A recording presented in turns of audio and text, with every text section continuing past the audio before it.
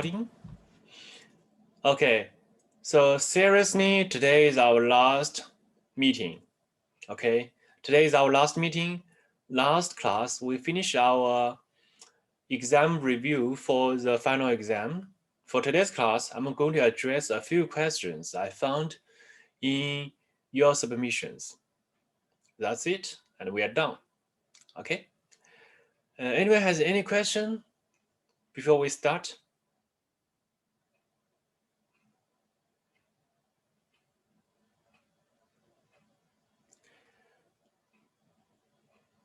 Okay, so let's start. We are going to have 3 questions in today's class, and I'm sharing my screen. I found those 3 questions in your submissions. Okay, I made a small PPT for it. Students' questions made by you. First question is here.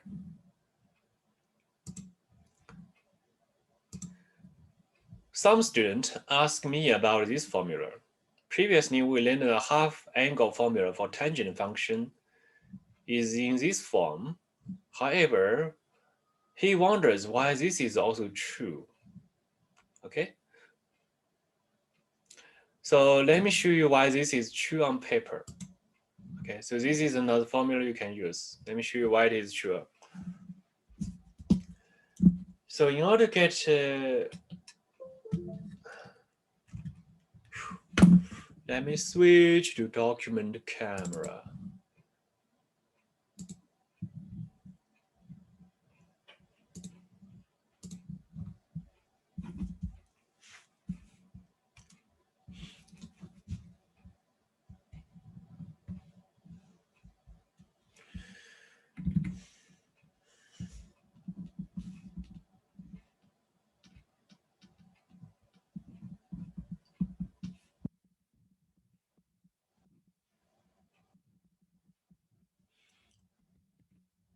Okay.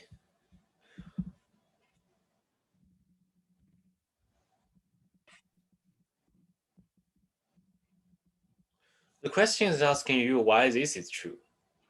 In order to prove this is true,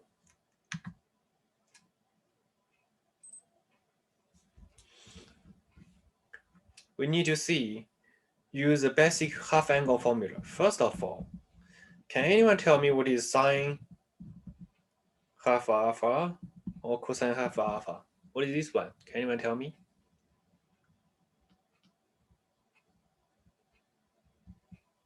It was the plus or minus square root of 1 plus cosine of A over 2, I think.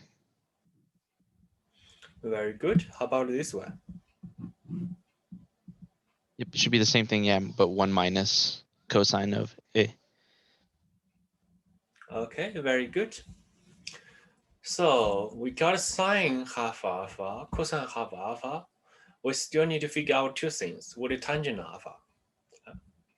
Tangent alpha is just sine over cosine, right? Sine over cosine, which give you plus or minus. If you do a little bit of simplification, basically cancel out the 2 in the bottom. You have 1 plus cosine alpha, 1 minus cosine alpha, right? Yes. Okay. So this still looks very different from what we have here. And we still need to determine which sign we should use, because what we have here, we don't have any sign. So how do we do this? In order to make a sine alpha in the bottom, what do? We see 1 minus cosine alpha. How about we multiply both sides with 1 plus cosine alpha?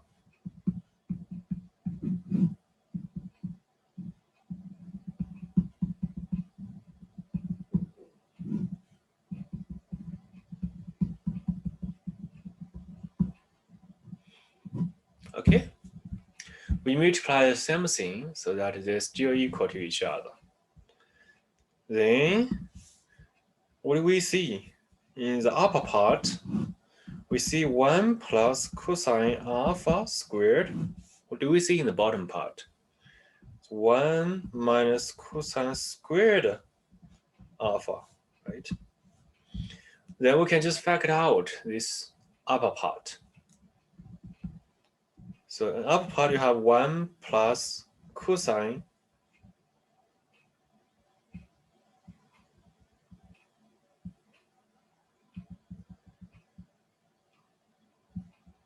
alpha.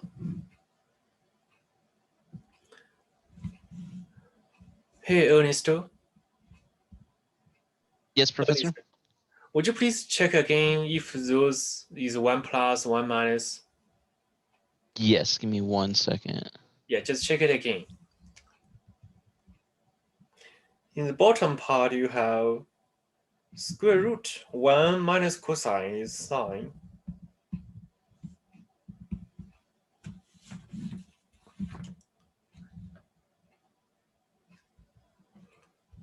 So once you're taking a square root,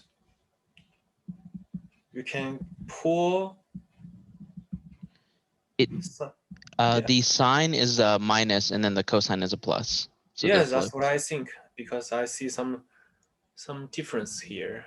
Apologize. Sorry about that, Professor. No problem. So let's just switch a sign. It's easy. You need a piece of cake.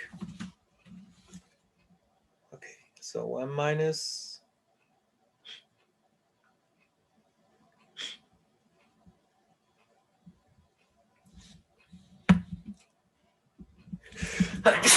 Excuse me.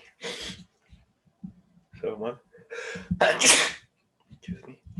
Bless you. 1 minus. So all of them switch to 1 minus. So this is 1 minus. So this is 1 minus. Okay, 1 minus. Every big dot represents 1 minus. Once you get here, what should you do next? You see what's the difference between what you have here and here? Still, the sign is undetermined here, okay? You still have plus or minus here. You still need to figure out whether it's plus or minus. How do we figure out that? Okay, so again, whenever we're in trouble, we turn to unit circle for help. Think about your unit circle you have.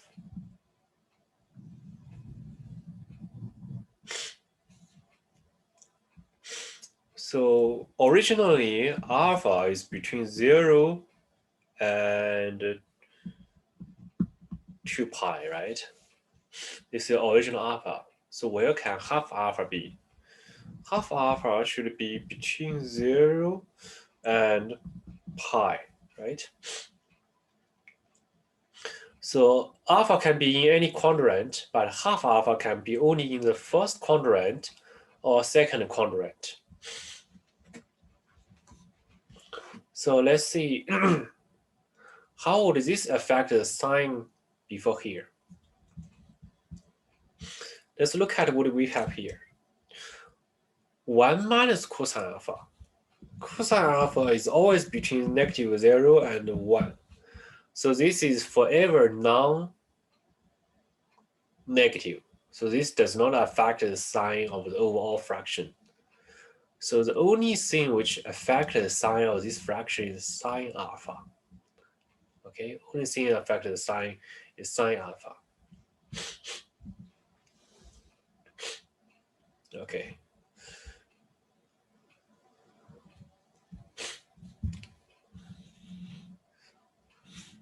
Okay, so but sine alpha, if alpha is in the first and second quadrant, sine alpha is positive. If alpha is in the third and the fourth quadrant, alpha is negative, right?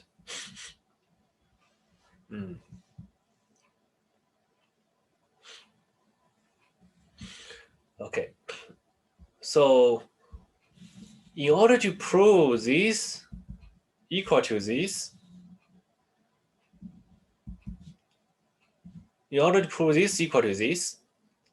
and here is always a positive sign, we just need to show that tangent half alpha is always share the same sign with sine alpha, right? Because this part is always positive. So need to show tangent half alpha is always in the same sign with sine alpha. How this is true? So if alpha is in the first and second quadrant, let's discuss on two situations. Alpha is between 0 and pi. What is tangent alpha? Half alpha is always between 0 and half pi. So tangent alpha, if it is defined, it is not defined when alpha is pi, okay? If it is defined, so tangent alpha is always greater or equal to 0, right? Because this angle is in the first quadrant, tangent alpha is always greater than 0. So, but look at what you have for sine alpha. Sine alpha is also greater or equal to 0 when alpha is between 0 and pi. So what does that mean? That means they share the same sign, okay?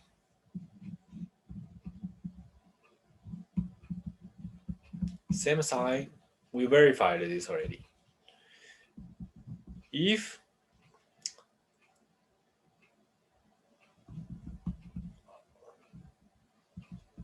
alpha is in the third and the fourth quadrant, so half alpha is between half pi and pi. So tangent half alpha, which is in the second quadrant, is smaller than 0. How about the sign of sine alpha? Sine alpha is also smaller than 0. So they still use the same sign. Okay? So they still use the same sign. So we verified this already. So we proved that tangent alpha is always the same sign with sine alpha.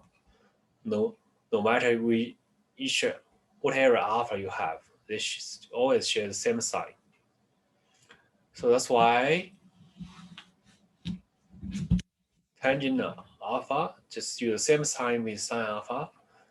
For this plus or minus, you can just ignore it since it's always the same sign. If this is positive, this is positive. If this is negative, this is negative then. And this part is always negative. It's always positive, so you can ignore this part. Okay. So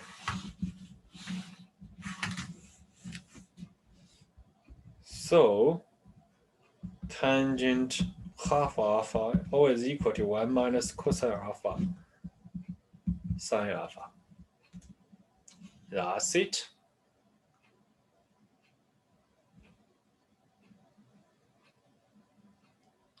Okay, Ernest, did I answer your question?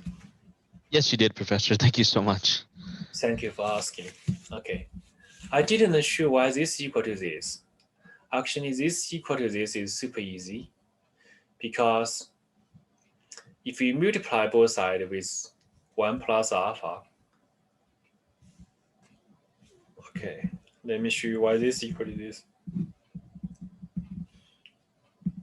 1 plus cosine alpha, 1 plus cosine alpha. You got 1 plus minus cosine alpha squared in the upper part. Sine alpha 1 plus alpha in the bottom. So this is sine squared alpha over sine alpha 1 plus cosine alpha. So this can cancel with this. What do you get? Get sine alpha 1 plus cosine alpha.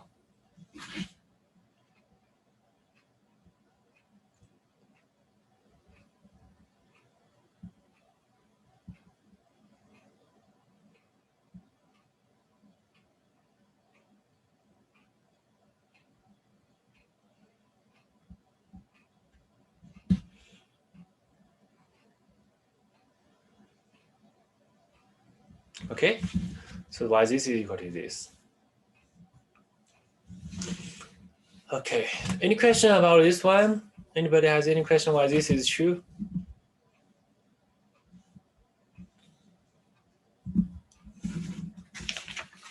Okay, if nobody asks any question, I just assume you don't have any question.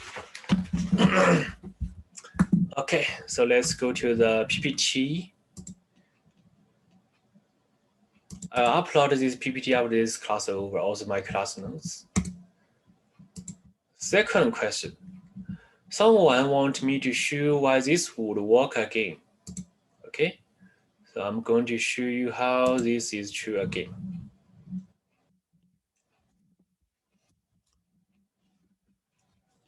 So look, what do you have? Cosecant theta minus sine theta. You want to show this equal to cosine theta times cotangent theta. So again, every time you see something complex, you convert it into something you know already. What is the thing you know? Cosine theta is just 1 over sine theta, right? The definition of it. So it's still 1 minus sine theta. So this, you can merge them into one fraction. 1 minus sine squared theta. What is this equal to? Cosine squared theta or sine theta. So again, you see cosine squared, you can split into cosine cosine. Cosine theta sine theta times cosine theta. Okay, so what is this? This is just cotangent theta. This is cosine theta. Okay, in this way we proved the result. Does anyone has any question about this question?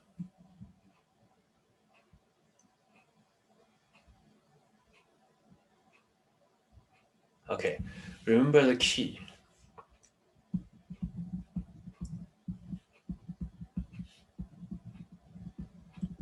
If you see something complex, convert them into easy stuff. Okay, like sine, cosine. Okay.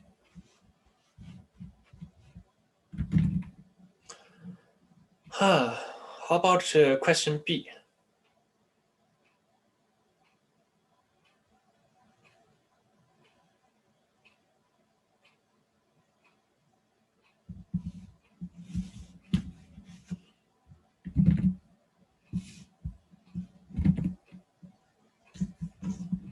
Question B is cosine A minus B. Cosine A, cosine B.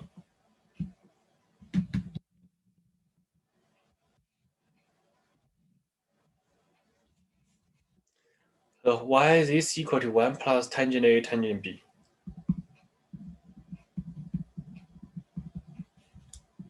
So we can use the difference angle formula.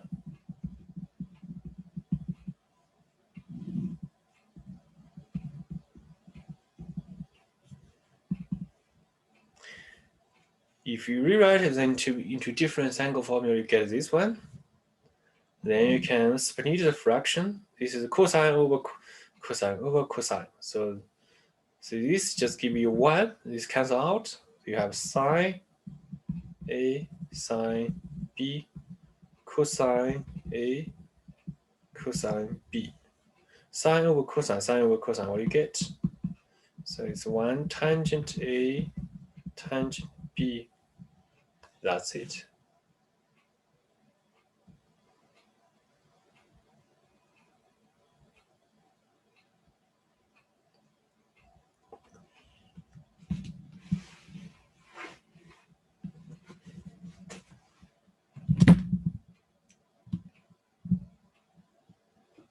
Okay, anyone has any question about this one? Okay, signs are good. Signs we're going to finish today's class in 30 minutes. So let's look at the last question on the PPT. Okay, so someone asked me, how can we go over defining the height of a triangle and the process after that to solving it? So this question didn't come up with a particular triangle. So let's fabricate one. Okay, how define the height of the triangle? So I think this person, when she or he want to ask this question, he's referring to how many angles, how many possible triangles we have in an undetermined situation, right? In that situation, you're told with the side B or C. You know two sides. Then you should find a possible height here to see whether this height is possible or not. So how we do it is actually super simple. You know this angle is A. This is side, this is angle, so it is B times sine A.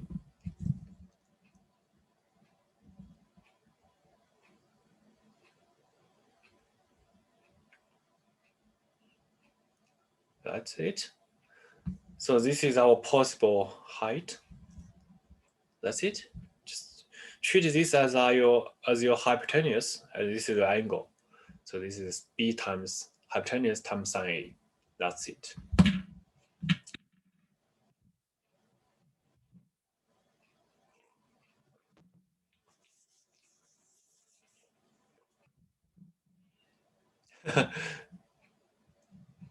Seems that we finished out that class already. Okay, let me switch it back to myself.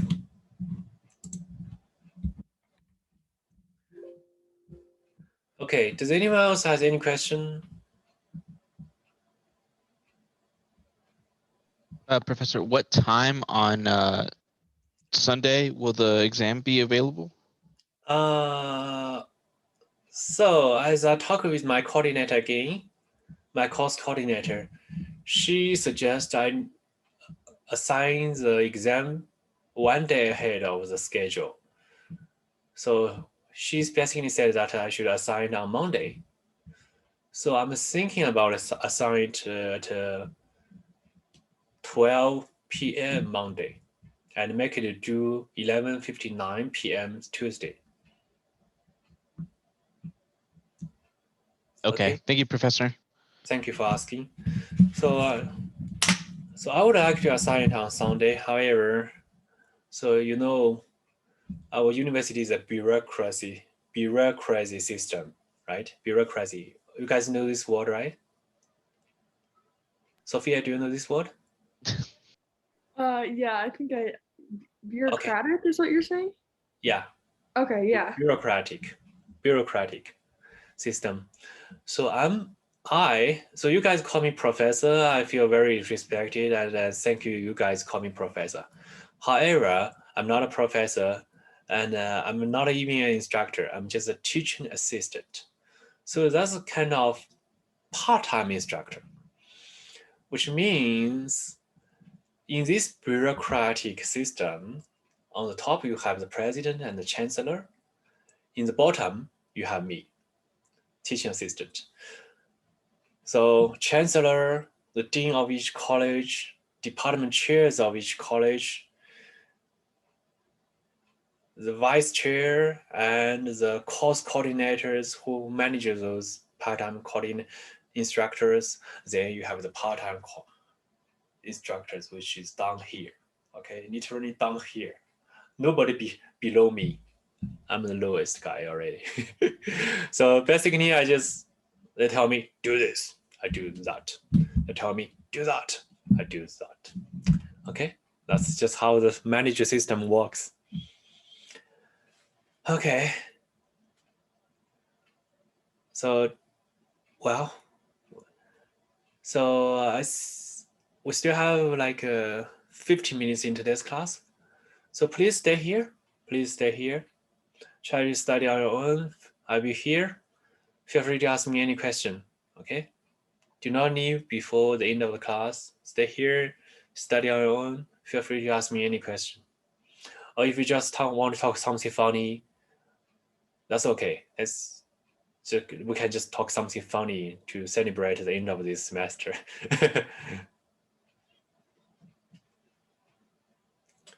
So let me first tell you something funny. Oh, by the way, before I say something funny, do any of you have any questions? Mathematics questions?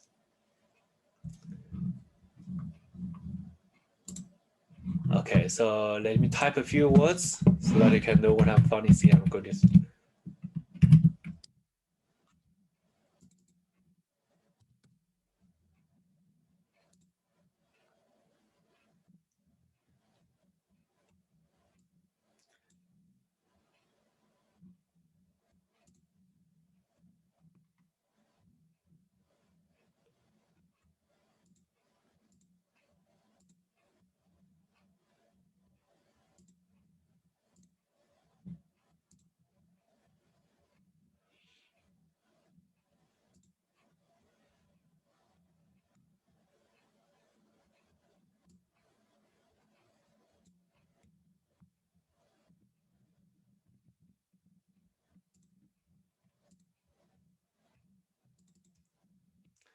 Okay, you guys see my web browser? Yeah. Tell me what you see. Ecuador.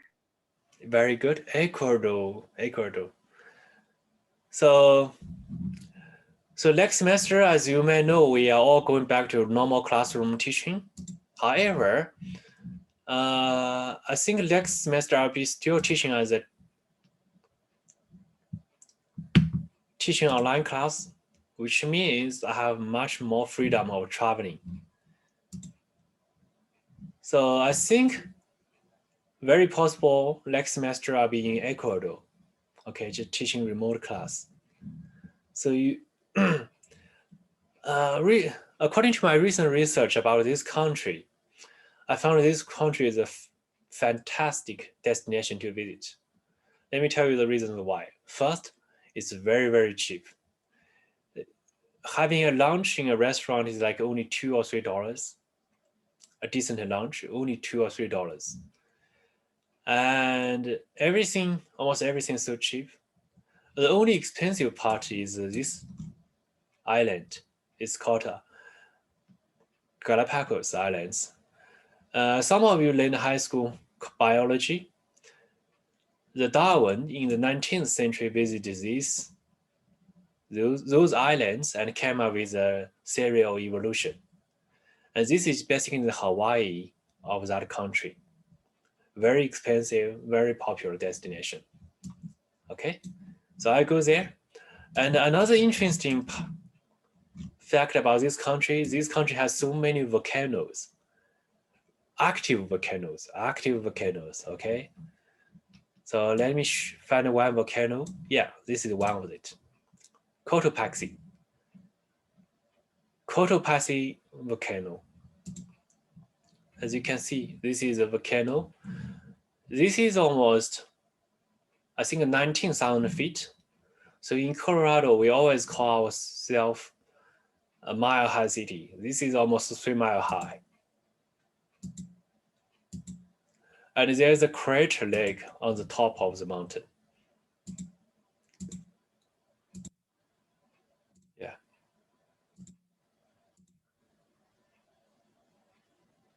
This point is 15, almost 16,000 feet. So this is volcano. Okay, so this is the second advantage of that country. First is the Galapagos Islands, which is a great place for biodiversity. Second is a active volcanoes. Third is the Amazon forest. So many people have the stereotype that the Amazon forest is only in Brazil. However, if you look at this map, you will see the Amazon rainforest is much bigger. It goes beyond Brazil. It covers some of the Peru, some of the Venezuela, and some of the Colombia. And look at this area. Also the east part of Ecuador. So you can also visit the Amazon rainforest when you were in Ecuador. This is the third advantage. And the last advantage, last but not least, is according to my research, Ecuador, in terms of safety, is one of the best in the South American countries. So in general, Ecuador is very safe as Denver, or as dangerous as Denver. I'm joking. So if you are comfortable living in Denver, you should be also comfortable in living in Ecuador or traveling in Ecuador. Okay, so that's 4 advantages why I'm considering to visit Ecuador and spend 1 semester there. Okay, that's so much funny thing to talk. Anyone has any question about this? Have you been there before? Never been to South America before. So I do have a wish to travel to every continent within, let's say, 5 years. Travel to every continent. So South America may be the next. The third, then I think Europe. Then Africa. Then I think the second to the last should be Oceania, maybe Australia or New Zealand. Then the last one be Antarctic. The last one will be the most expensive one. So that's why I delayed to 5 years later. I took a full-time job. I make enough money to afford that trip. Okay.